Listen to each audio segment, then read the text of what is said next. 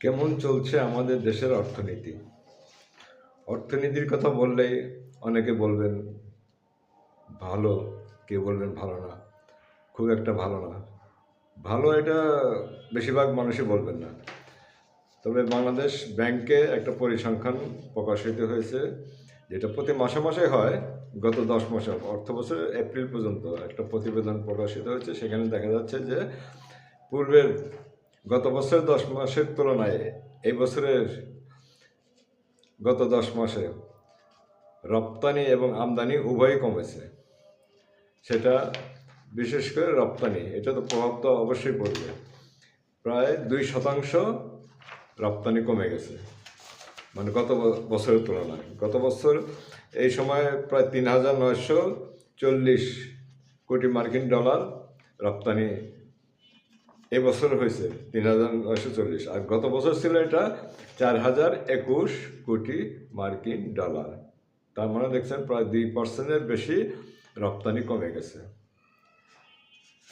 আমাদের দেশে রপ্তানি কমছে কারণ বেশ কিছুদিন থেকেই তো একটা রাজনৈতিক অস্থিরতা বিরাজ করছে। এর মধ্যে নির্বাচন গেল, তারপর আমাদের যে মূলধারার যে অর্থনীতি, এদের একটা রাজনৈতিক দলের সাথে সম্পৃক্ত থাকে, এটা সবাই জানে, সব দলের সাথে আছে। তারা অনেকেই মিল কারখানা বন্ধ করে দিয়েছে। এর প্রভাব পড়ছে এখানে, যে আমাদের রপ্তানি কমে গেছে। সেই সাথে আমদানিও কমছে, কিন্তু রপ্তানিটাই মুখ্য। আর এখানে তারপরে এটার সাথে আমাদের যে তৈরি পোশাক, এটাও কমে গেছে, প্রায় ২.৮২% কমে গেছে, মানে তৈরি পোশাকের রপ্তানি আর কি। আর এছাড়া ঋণের প্রবাহ, যেটা দিয়ে ব্যাংকিং খাতে ঋণের প্রবাহ, সেটাও প্রায় ৬% কমে গেছে।